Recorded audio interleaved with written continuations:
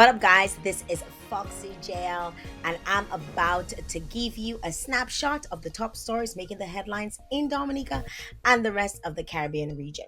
So, following this broadcast, you can check out the comment section for all the links to these top stories. And also check back here because I will be updating you on any developing story and how it unfolds. So, now let's get into this. Making the headlines in Dominica, we have number one, or one of the top stories, is Dominica Police Force burns drugs at Morne. And this news story was dropped by Dominica Breaking News. We got some interesting footage.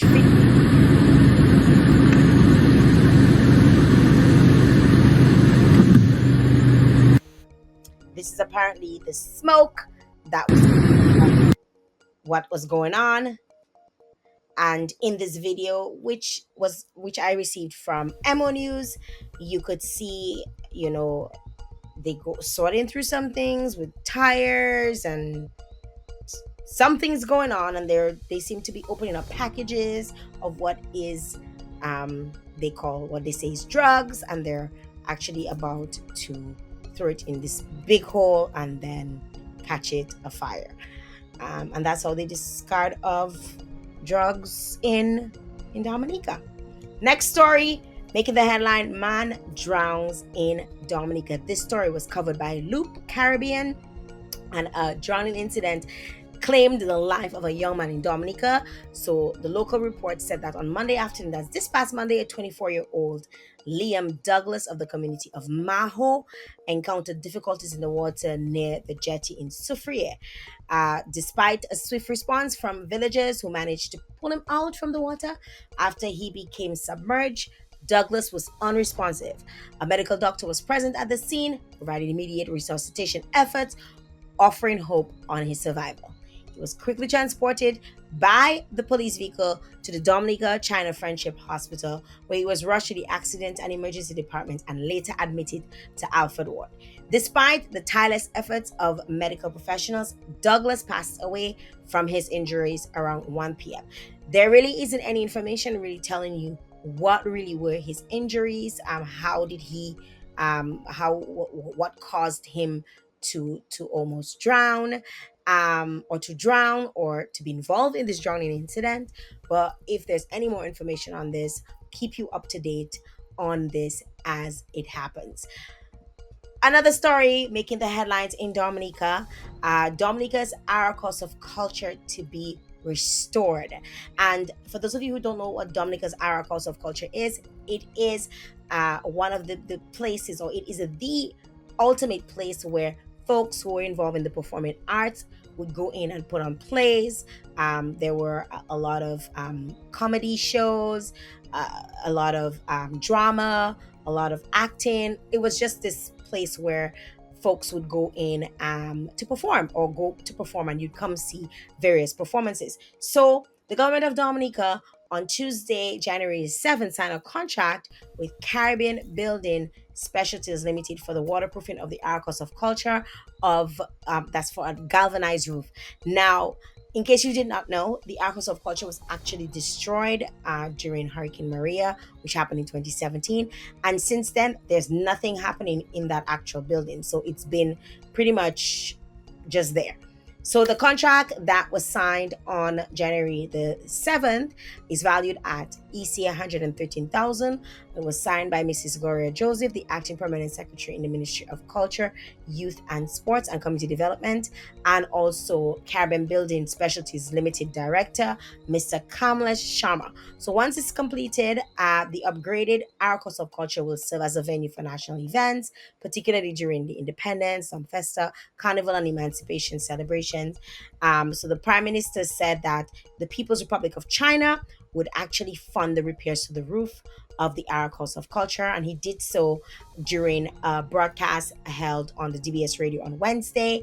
Unfortunately, this building has been closed for quite some time, and hopefully we can have some efforts to restore and rehabilitate it and bring it back to its original state, or close enough, because it's such an important center. So this story was actually covered by the Dominica News Online, and obviously they received excerpts from the Prime Minister being on DBS Radio. Another story making the headlines in Dominica: Dominica's government to explore ways to collect outstanding fees. So, the Prime Minister of Dominica appeared on, he does this annual show on DBS Radio, which is the nation station. And in this broadcast, a few things are spoken of. People call in, they ask questions about certain things, and the prime minister offers either his advice or recommendations, or what people can expect to happen leading up to the new year, or in the new year, so to speak. So one of the things that he spoke about was collecting outstanding fees, and that is specifically at the hospital. So Dominicans are owing millions of dollars in outstanding hospital fees, and the government will be exploring ways in which it will be collected. So Prime Minister Ruvel Skerrit said that during that show on DBS Radio on Wednesday. He said between 2022 and 2024, over 7 million is yet to be collected for hospital services, and collecting such fees has been a challenge on the island. One of the things that he says is those who have to pay sometimes don't pay, and that's a challenge that we have in Dominica. And that story was covered by the Dominica News Online, and that was pulled from the interview that was held on DBS Radio. Another story making the headline: Dominica's government to review the minimum wage. And this was pulled off of Nature Island News. And the minimum wage, as we know, in Dominica has been very minuscule. It's been very small for quite some time. So the prime minister announced that he's made plans for the government to undertake a further review of the country's minimum wage. Speaking during the interview on DBS Radio, that same interview that happened at the top of the year, he explained that our revenues are doing much better in this financial year so far than they did in the previous financial year, which is a sign that money is being spent in the economy, which is good for Dominica.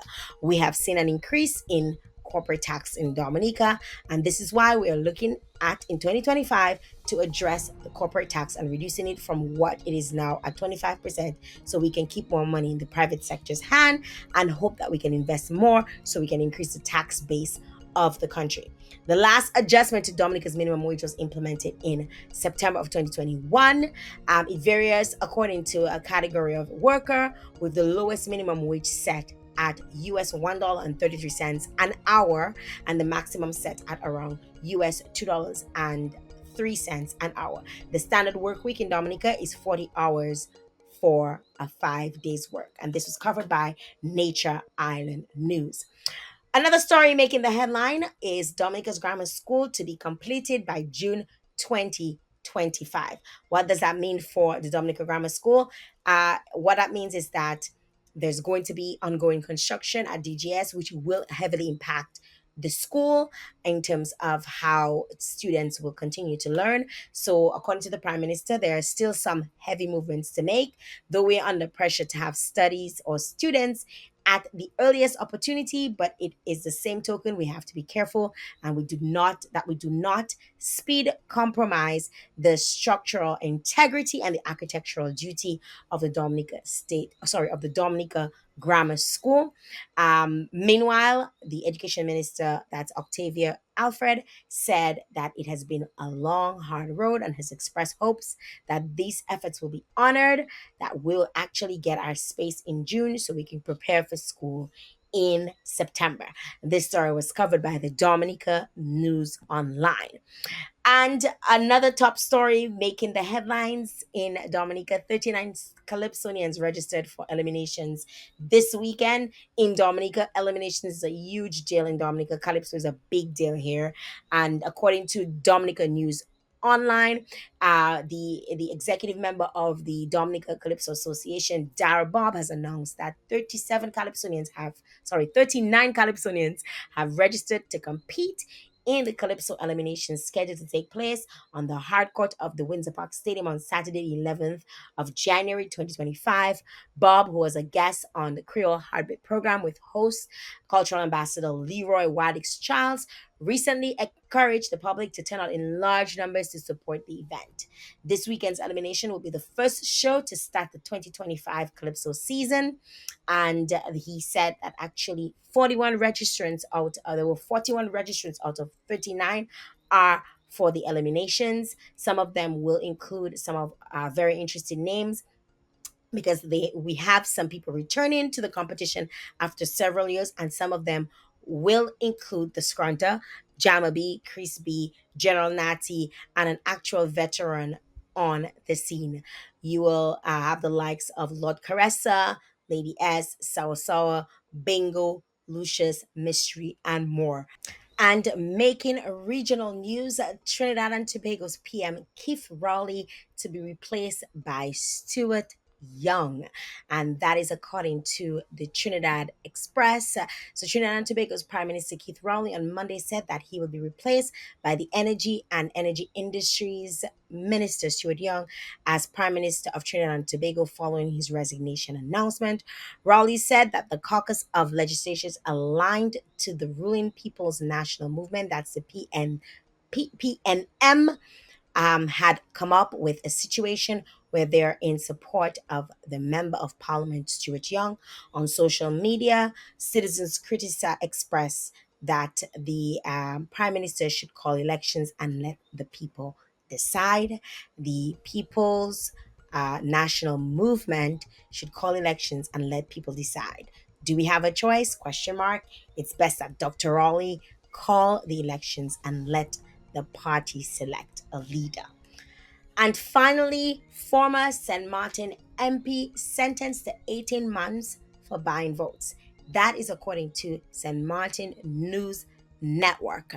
A former St. Martin Member of Parliament, Akeem Arundel, has been sentenced to 18 months in prison and banned from serving as a civil servant or standing for elections for 6.5 years in a vote buying case.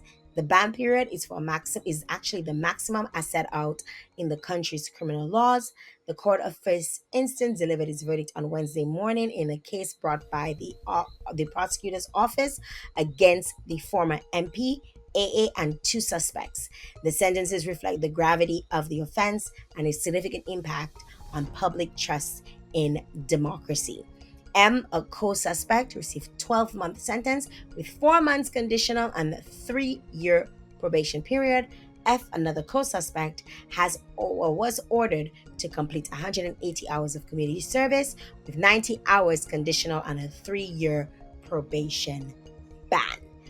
So that's it, guys, making the headlines in Dominica and the rest of the region for today. This is Foxy JL Joseph.